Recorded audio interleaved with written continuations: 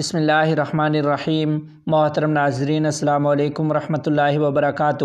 نہایت رنج و غم کے ساتھ آپ کو یہ اطلاع دی جا رہی ہے کہ جمعیت علماء اسلام سے تعلق رکھنے والے جامعہ دارالعلوم سرحد پشاور کے فاضل اور استاذ مولانا شیر بہادر کو دیر کالونی میں شہید کر دیا گیا ہے۔ انا للہ و انا الیہ راجعون۔ ان للہ ما اخذ ولہ ما آتا وکل شیء عندہ باجل مسمی۔ ہماری رب العالمین سے دعا ہے کہ اللہ کریم مولانا شیر بہادر کی شہادت کو قبول فرمائے اور ان کے پسماندگان کو صبر جمیل عطا فرمائے۔ 15 سال پہلے یہودی ایجنٹ کو پہچانا، چہرے سے نقاب بھی اتار دیا۔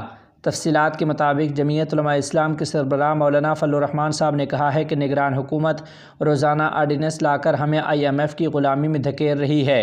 ہمیں یہ غلامی قبول نہیں۔ ہم نے 15 سال پہلے یہودی لابی کے ایجنٹ کو پہچان لیا تھا۔ ہم نے اس کے چہرے سے نقاب اتار دیا۔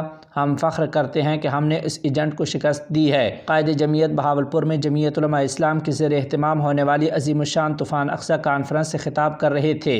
اس کانفرنس سے مولانا عبدالغفور حیدری، مولانا راشد محمود سومرو، مولانا قاری محمد حنیف جلندری، قاری سیف الرحمان راشدی، حافظ نصیر احمد احرار اور حافظ غضنفر عزیز نے بھی خطاب کیا۔ مولانا فضل الرحمان صاحب نے کہا کہ جمعیت علماء اسلام غزہ کے مسلمانوں کی توانا آواز ہے۔ غزہ کے معصوم بچوں، عورتوں اور بوڑھوں پر بارود کی بارش ہو رہی ہے۔ آج اسلامی دنیا اور ہمارے حکمران مصلحتوں کا شکار ہیں۔ ہم سینہ تان کر فلسطین کے بھائیوں کا ساتھ دینے کے لیے میدان عمل میں موجود ہیں۔ سربراہ جمعیت علماء اسلام نے کہا کہ آج اسرائیل اور حماس کا نام لینا گناہ بن گیا ہے۔ دنیا گھبرا رہی تھی۔ ہم نے پشاور، کوئٹہ میں عظیم الشان مظاہرہ کیا اور یہ اجتماع بھی طوفان اقصی کے عنوان سے منعقد ہو رہا ہے۔ مولانا فضل الرحمان صاحب کا کہنا تھا کہ کشمیر کا مسئلہ ہو تو ہم سب سے آگے کھڑے ہوتے ہیں۔ برما کے مسلمانوں کا مسئلہ ہو تو بھی ہماری آواز ہی توانا ہوتی ہے۔ فلسطینی بھائیوں کے لیے بھی سب سے توانا آواز ہم نے ہی اٹھائی۔ یہ اجتماع طوفان اقصی کے عنوان سے منعقد ہو رہا ہے۔ جمعیت علماء اسلام کے پلیٹ فارم سے کشمیر کا مسئلہ ہو تو ہم صف اول میں کھڑے ہوتے ہیں۔ برما کے مسلمانوں کا مسئلہ ہو تو سب سے توانا آواز جمعیت علماء اسلام کی ہوا کرتی ہے۔ فلسطین کا مسئلہ ہو، آج پوری دنیا میں سب سے توانا اور غیر مبہم آواز، غیر مبہم تائید اور غیر مبہم حمایت جمعیت علماء اسلام کے پلیٹ فارم سے دنیا کو پہنچ رہی ہے۔ حماس کی قیادت کے ساتھ قطر میں جا کر یکجہتی کا مظاہرہ کیا۔ آج اسرائیل کا نام لینا، حماس کا نام لینا گناہ ہو گیا ہے۔ ہماری انتظامیہ اور ہماری بیوروکریسی اور ہماری اسٹیبلشمنٹ وہ بھی ان کا نام لینے سے کتراتی ہے۔ ہم کیوں اپنے بھائیوں کا نام نہ لیں؟ میرے بھائیوں پر ظلم ہو رہا ہو اور ہم اپنے مظلوم بھائی کی حمایت نہ کر سکیں، ان کے حق میں ایک بول نہ بول سکیں، یہ کیسا ایمان ہے، یہ کیسا اسلام ہے کہ آج میرے مسلمان پر بارود کی بارش ہو رہی ہے، میرے مسلمان بچوں پر، میرے مسلمان ماؤں پر، میرے مسلمان بہنوں پر، میرے مسلمان بے گناہ شہریوں پر آگ برس رہی ہے اور میں ان کے حق میں مصلحتوں کا شکار ہو جاتا ہوں۔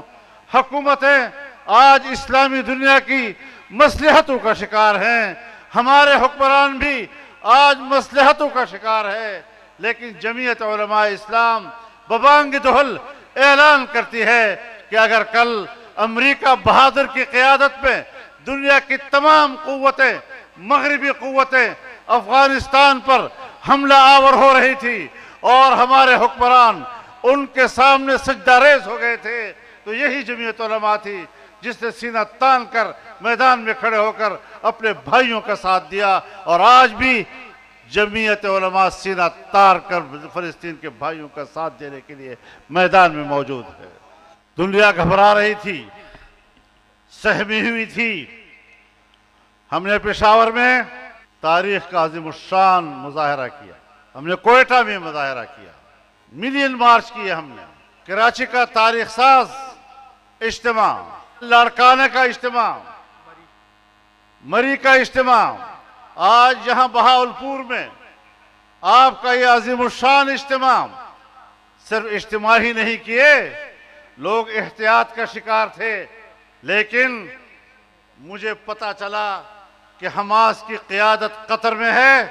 میں نے کراچی میں جلسہ کر کے اگلے ہی روز قطر کا سفر کیا اور ان کی قیادت کے ساتھ براہ راست مل کر میں نے ان کے ساتھ اپنی یکجہتی کا اظہار کیا۔ انہوں نے کہا کہ آج پی ٹی آئی دربدر ہے اور ان کے کرتا دھرتا بلوں میں گھس رہے ہیں، ان کو بلوں میں بھی راستہ نہیں مل رہا۔ ہم نے کہا تھا کہ اس پارٹی کا کوئی نظریہ نہیں ہے، انہوں نے ہماری تہذیب کو خراب کیا ہے۔ آج 40-50 کے لوگوں کو بٹھا کر ڈمی قسم کا الیکشن کرایا گیا، آج ان کی پارٹی میں لوگ نہیں ہیں۔ مولانا فضل الرحمان صاحب نے کہا کہ آج ملک میں امن ہے، نہ معیشت باقی رہ گئی ہے، کوئی ملک کی معیشت کو ٹھیک نہیں کر سکتا۔ نواز شریف، اسحاق ڈار بڑے اچھے ماہر معیشت ہیں، لیکن اللہ تعالیٰ کی مدد نہیں ہوگی تو کچھ نہیں کر سکتے۔ پاکستان کی شناخت قرآن و سنت کے حوالے سے نظر نہیں آ رہی۔ مشرف اسلام کو پسند نہیں کرتا تھا، پارلیمنٹ کو ایسے لوگوں سے بھر دیا جاتا ہے جن کو قرآن و سنت سے کوئی دلچسپی نہیں ہوتی۔ سربراہ جمعیت علماء اسلام نے کہا کہ اہل پنجاب سے کہتا ہوں کہ پنجاب میں تبدیلی لاؤ، سب سے بڑی ذمہ داری بھی پنجاب کی ہے۔ اسلام والوں کو تو موقع نہیں دیا، جاگیردار نے ترقی کے سارے راستے روک دیے ہیں، جاگیردار میٹھی میٹھی باتیں کرتے ہیں۔ مولانا فضل الرحمان صاحب نے کہا کہ آپ غلامانہ زندگی گزار رہے ہیں، اب نئے زاویے سے ایک نئے مستقبل کی تشکیل کرنا ہوگی۔ آپ پرچی کی طاقت سے کایا پلٹ سکتے ہیں، ہم بین الاقوامی اداروں کے غلام نہیں رہنا چاہتے۔ یو پی میں مدارس کو ہائی کورٹ میں داخل مفاد عامہ عرضی سے شدید خطرہ، اگر حکم نامہ جاری ہوا تو دارالعلوم دیوبند سمیت 8000 مدارس کو مدرسہ بورڈ سے الحاق کرانا پڑے گا۔ تفصیلات کے مطابق ٹیچرز ایسوسی ایشن مدارس عربیہ کے جنرل سیکرٹری مولانا دیوان صاحب نے کہا کہ اتر پردیش میں مدارس کو کئی مسائل درپیش ہیں اور ٹیچرز کو کئی چیلنجوں کا سامنا ہے۔ انہی چیلنجز اور پریشانیوں کے حل کے لیے ہم نے ریاست بھر کے عہدیداران کو طلب کیا ہے۔ انہوں نے مزید کہا کہ اب تک حکومت کے ذریعے مدارس میں عمل دخل کر کے پریشانیاں پیدا کی جا رہی تھیں، لیکن آنے والے کچھ مہینوں میں اتر پردیش کے مدارس کو سب سے بڑے خطرہ عدالت کے حکم نامے سے ہوگا۔ انہوں نے کہا کہ ہائی کورٹ میں 2 ایسے مفاد عامہ کی عرضیاں ہیں جن پر اگر کورٹ نے حکم نامہ جاری کر دیا تو ریاست کے سبھی مدارس کو شدید نقصان ہوگا، یہاں تک کہ انہیں بند بھی کیا جا سکتا ہے۔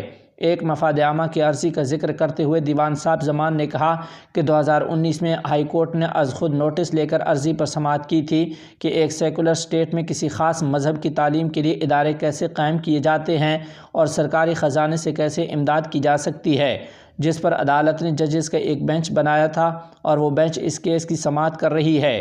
دوسری مفاد عامہ کی عرضی عدالت میں یہ پیش کی گئی تھی کہ مدارس رائٹ ٹو ایجوکیشن ایکٹ سے مستثنیٰ کیوں ہیں، مدارس پر بھی رائٹ ٹو ایجوکیشن ایکٹ کا نفاذ ہونا ضروری ہے۔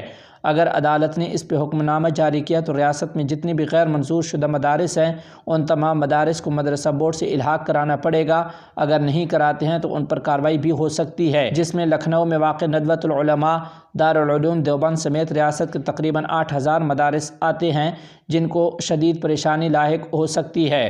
مولانا دیوان صاحب زمان نے کہا کہ ان مسائل کے حل کے لیے ہم نے بھی ایک ماہر وکیل کو ہائر کیا ہے اور وہ عدالت میں اس کا جواب پیش کریں گے۔ انہوں نے مزید کہا کہ مدرسہ بورڈ کے چیئرمین کے اختیار میں غیر منظور شدہ مدارس کو الحاق کرنا ہے، اگر وہ چاہیں تو ریاست کے تمام غیر منظور شدہ مدارس کو منظوری دے سکتے ہیں یا الحاق کر سکتے ہیں، اس میں وزیر اعلیٰ کو خط لکھنا اور ان سے مطالبہ کرنا غیر مناسب ہے۔ انہوں نے مزید کہا کہ حکومت کی جانب سے کوئی ایسا خط ہی نہیں ہے جس میں مدارس کی منظوری پر پابندی لگائی گئی ہو، لہٰذا عوام کو گمراہ کیا جا رہا ہے کہ مدارس کو منظور نہیں کیا جا رہا۔ واضح ہے کہ ٹیچرز ایسوسی ایشن مدارس عربیہ اتر پردیش مدارس میں تعلیم دینے والے اساتذہ اور ان کے مسائل اور ان کے حقوق پر کام کرتی ہے، جس کی ہر ضلع میں سیکرٹری اور اعلیٰ عہدیداران حکومت تک بذریعہ خط یا احتجاج اپنی بات پہنچاتے ہیں۔ افغان کابینہ سیشن کا نواں اجلاس، واخان کوریڈور، نصاب تعلیم اور قیمتوں کے کنٹرول پر بحث۔ تفصیلات کے مطابق امارت اسلامیہ افغانستان کی کابینہ کا نواں اجلاس امیر المؤمنین شیخ الحدیث مولوی ہبۃ اللہ اخندزادہ حفظہ اللہ کی صدارت میں منعقد ہوا اور یہ اجلاس 2 دن تک جاری رہا، جس میں مختلف موضوعات پر بحث ہوئی۔ اجلاس میں وزارت پبلک ورکس کو ذمہ داری دی گئی کہ وہ بدخشاں میں واخان ہائی وے کے سروے، ڈیزائن اور بنیادی تعمیراتی ٹھیکے کے حوالے سے ضروری اقدامات کرے اور حتمی پلان منظوری کے لیے امارت اسلامیہ کی قیادت کو پیش کرے۔ اس کے علاوہ یونیورسٹیوں اور اسکولوں کا نصاب بنانے کے لیے مقرر کردہ کمیٹی کو ذمہ داری دی گئی کہ اسلامی اصولوں کے مطابق یونیورسٹیوں اور اسکولوں کے لیے نئے نصاب کی تشکیل کا کام تیز کیا جائے۔ اس کے علاوہ وزارت پانی اور توانائی کو ان تمام مساجد کی بجلی دوبارہ جوڑنے اور ان کے میٹر لگانے کی ہدایت کی گئی جن کی بجلی بلوں کی عدم ادائیگی کی وجہ سے منقطع کی گئی تھی۔ اجلاس میں وزارت اطلاعات و ثقافت، ارشاد، حج و اوقاف، امر بالمعروف و نہی عن المنکر اور سمع شکایات کی وزارتوں کے نمائندوں کی قیادت میں ایک کمیٹی کو ذمہ داری دی گئی کہ وہ مقدس اوراق کو تلف کرنے کے متعلق ایک استفتاء تیار کریں اور اسے امارت اسلامیہ کی قیادت کو پیش کریں۔ اس کے علاوہ اجلاس میں وزارت ارشاد، حج و اوقاف کو ذمہ داری دی گئی کہ وہ وزارت امر بالمعروف نہی عن المنکر و سمع شکایات کی وزارت کے تعاون سے قرآن کریم اور دیگر مقدس کتابوں کی حفاظت کے لیے پہاڑوں یا دیگر مقامات میں محفوظ جگہیں بنائیں۔ جو کمزور کتابیں بنانے کے قابل ہوں اسے بنانے کے لیے طریقہ کار وضع کریں۔ اجلاس میں پرائس کنٹرول کمیشن کو ہدایت کی گئی کہ وہ افغانی کی قدر میں اضافے کے پیش نظر اشیاء خورد و نوش اور دیگر تجارتی اشیاء کی قیمتوں کو کنٹرول کرنے کے لیے ضروری اقدامات کرے۔ غزہ پر صہیونی جارحیت پسندوں کے وحشیانہ حملوں کے دوبارہ آغاز پر امارت اسلامیہ افغانستان کی وزارت خارجہ کا اعلامیہ۔ تفصیلات کے مطابق عبدالقہار بلخی، ترجمان وزارت خارجہ امارت اسلامیہ افغانستان کی طرف سے جاری کردہ اعلامیہ میں کہا گیا ہے کہ فلسطین کے غزہ کی پٹی پر کئی دنوں کی جنگ بندی کے بعد گزشتہ دن صہیونی جارحیت پسندوں نے ایک بار پھر وحشیانہ حملے شروع کر دیے ہیں جس میں گزشتہ 20,000 افراد کی شہادت اور 36,000 زخمیوں کے بعد تازہ حملوں میں 200 عام شہری جس میں بڑی تعداد خواتین اور بچوں کی ہے شہید اور 600 دیگر زخمی ہوئے ہیں۔ اس کے علاوہ بہت بڑی تعداد میں باشندے ملبے تلے دبے ہوئے ہیں۔ امارت اسلامیہ افغانستان صہیونی جارحیت پسندوں کی وحشت کی سخت الفاظ میں مذمت کرتی ہے اور اس سلسلہ کو فی الفور روکنے کا مطالبہ کرتی ہے۔ حماس کا غزہ میں اسرائیلی فوج پر حملہ۔ تفصیلات کے مطابق فلسطینی تحریک مزاحمت حماس کے عسکری ونگ القسام بریگیڈز نے غزہ میں اسرائیلی پیدل فوج پر حملہ کیا ہے۔ اسرائیلی فوج کے اس دستے کو شمالی غزہ میں تعینات کیا گیا تھا۔ یہ پیدل فوجی جمعہ کے روز سے غزہ میں اسرائیلی جنگ کا دوسرا مرحلہ تیز کرنے آئے تھے۔ القسام بریگیڈ نے ان اسرائیلی فوجیوں پر حملہ کر کے دعویٰ کیا ہے کہ اس نے کئی اسرائیلی فوجیوں کو ہلاک اور زخمی کر دیا ہے۔ حماس کے عسکری ونگ کا یہ حملہ غزہ سٹی کے توام کے علاقے میں ہفتے کے روز کیا گیا ہے، تاہم فوری طور پر اسرائیلی فوج کے ترجمان نے اس بارے میں کچھ نہیں بولا۔ واضح رہے کہ جنگی وقفوں کے بعد جمعہ کے روز سے غزہ پر اسرائیلی بمباری اور حملے پھر سے شدت اختیار کر چکے ہیں۔ البتہ شمالی غزہ کے اندر اسرائیلی فوجیوں کو جنگ کے دوسرے مرحلے میں نشانہ بنانے کا حماس کا پہلا دعویٰ ہے۔ ادھر دوسری جانب حماس کے عسکری ونگ عز الدین القسام نے ایک بیان جاری کیا ہے جس میں بتایا گیا ہے کہ اس نے اسرائیلی دارالحکومت کو راکٹ حملوں سے نشانہ بنایا ہے۔ یہ راکٹ حملے غزہ پر اسرائیلی بمباری کے نئے سرے سے شروع ہونے کے دوسرے روز جواباً اور فلسطینیوں کا حق دفاع استعمال کرتے ہوئے کیے گئے ہیں۔ القسام بریگیڈ کے ان راکٹ حملوں کی العربیہ کے نمائندے نے بھی تصدیق کی ہے۔ العربیہ نے ان راکٹ حملوں کی تصدیق ہفتے کی رات دیر سے کی ہے۔ نمائندے کے مطابق حماس نے تل ابیب کی جانب کئی میزائل داغے۔ بتایا گیا ہے کہ عز الدین القسام بریگیڈز کی طرف سے اسرائیل پر داغے گئے ان میزائلوں کی وجہ سے اسرائیل کے لیے تل ابیب ہوائی اڈے پر فضائی سرگرمیاں بحال رکھنا مشکل ہو گیا اور فوری طور پر تل ابیب ایئرپورٹ کو بند کر دیا گیا ہے۔ اسماعیل ہانیہ کا عرب حکمرانوں سے شکوہ۔ تفصیلات کے مطابق حماس کے سربراہ اسماعیل ہانیہ حفظہ اللہ نے اپنے ایک بیان میں کہا ہے کہ ہم عرب حکمرانوں کی بے وفائی اور لاپرواہی کو کبھی فراموش نہیں کریں گے۔ انہوں نے کہا کہ فلسطین کے درد سے عرب ممالک کی عوام بے چین ہیں، لیکن ان کے رہنما امریکی اور اسرائیلی حکومت کے خوف سے لب کشائی نہیں کر سکتے۔ انہوں نے مزید کہا کہ ہم اسرائیل کے خلاف جنگ سے کسی قیمت پر دستبردار نہیں ہوں گے۔